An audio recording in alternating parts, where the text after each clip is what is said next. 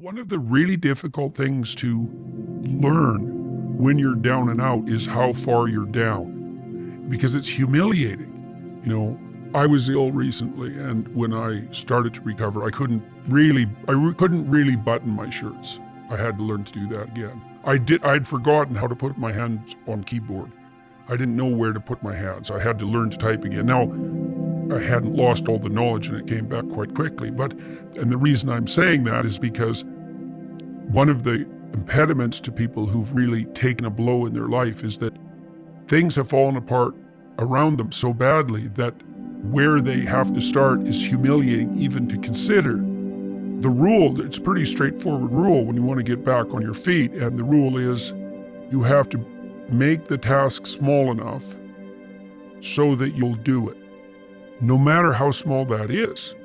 And that I've worked with people. One of the things I've become well known for is my advice to start by cleaning up your room. But I had plenty of clients who couldn't go home and clean up their room. They hadn't cleaned up their room for like 20 years for all sorts of reasons. Maybe because every time they did try to do anything positive in their family, no matter what it was, they were immediately punished and undermined. And so if they even went home and dared to start cleaning up the room, they'd face resistance within the family that was just a manifestation of the 50,000 times they'd been discouraged in the past, but also a move that would upset the insanity that characterized the pattern of familial interactions. And so actually, if they even made a move to clean up their room, what they were doing simultaneously was confronting the dragon in the family that had made every single person in that household insane for like 5 generations, right? So it looks simple. It's not bloody simple. And so in a situation like that, you cut it down so that maybe the first thing they do is clean up, like maybe they look inside one drawer and see the mess that's there and just look at it for a minute and think about how they might reorganize it if they were going to. When people are very down and out and they decide to make a move forward, in some ways they're facing the whole panoply of problems that confront them in the guise of that single problem, right? It's all lurking behind it, right? It's like, they see the tip of a reptile's tail outside a gigantic closet, let's say, and they look and they think, well, that's just the tip of a tail. What harm can it do me? But it's connected to the whole damn beast. And the advantage to that is that if you make that first step forward, you're actually advancing in the face of all that opposition. The disadvantage is that the first task seems so small that you literally have to be on your knees to be humble enough to lower yourself to take that first step. God, is that all I can do? I'm so useless. You might even be more useless than that because you might fail at it. I had lots of clients who would come back, we'd make a deal that they would do something simple, and sometimes people come back and say, well, that went great and it started me and I did 3 other things and you know what, we seem to be on the right track. And sometimes they come back and say, nope, that didn't work at all, like with the vacuum cleaner. And so then you have to think what you do in that situation is make the task smaller. If you make the task small enough, I've never seen anyone not be able to progress if they made the task small enough. But, that can be pretty humiliating. Now, the upside is that once you've taken that first step, you've looked the beast in the face and you'll start progressing, not linearly, but exponentially in speed. So what's cool is that it doesn't really matter how small that first step is because it'll start doubling, and anything that doubles grows unbelievably quickly. And so that's a very useful thing to know too. And that's true when you're learning anything new.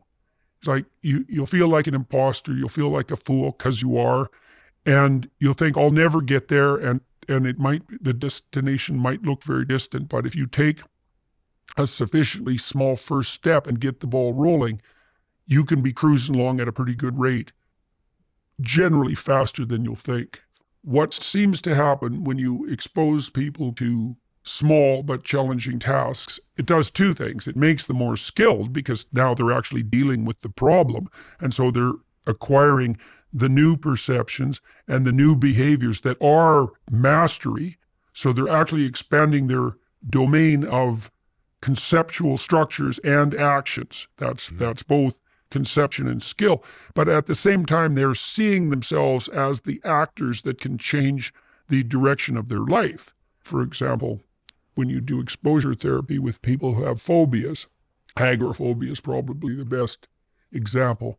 So agoraphobia is a condition where people will become so terrified generally of life that they often literally can't go outside their house. If they go outside their house, their anxiety levels climb to the point where they have a panic attack, which is like the complete disinhibition of the fight or flight system. Very overwhelming experience. People will go out and they'll have a panic attack, and then they'll avoid where they had the panic attack. But then the probability of the panic attack starts to spread so that wherever they go, they have a panic attack, and then they end up stuck at home. And it's quite a common condition. You start panicking when you go out and you end up at home unable to move. Also thinking you're the only person in the world who's suffering that way.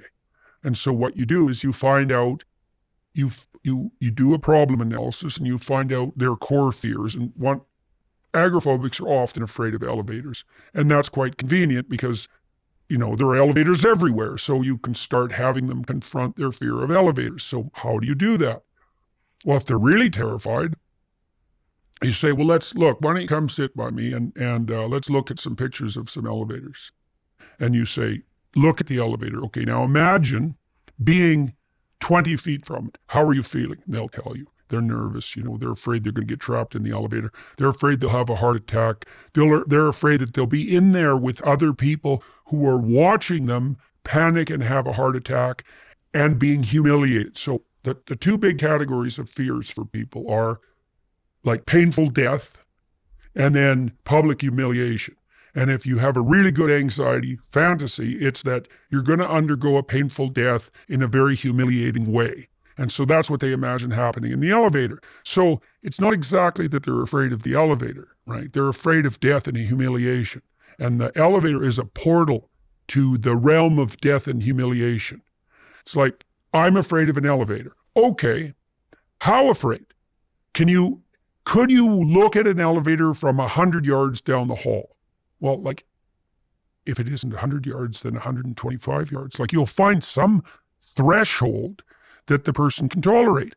Okay, so now you're at the threshold where the magnitude of their confidence is precisely matched with the size of the apparent dragon, right? So, and they feel that. It's like there's a place where their fear they'll say, that's close enough. It's like, okay, now you're on the edge. You're on the edge. So now we'll dance on the edge. We'll move you a foot forward. Okay, so let's move a foot forward. Okay. Anything negative happening? Well, I'm feeling a little nervous. Okay, well, let's just stand here for a bit. Keep your eye on the elevator. Don't hide, because you can avoid by just not looking. We do this all the time. We look away. And the bigger the dragon, the more we're likely to look away. People don't like to look at, and you can understand why.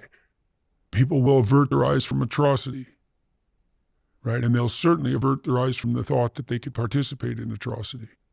And you could think of that as the heart of darkness. It isn't, because you could look at the fact that you could take glee in the commission of atrocity. And no one wants to look at that. Well, you start, and you have to look at that. You have to look at that in the final analysis.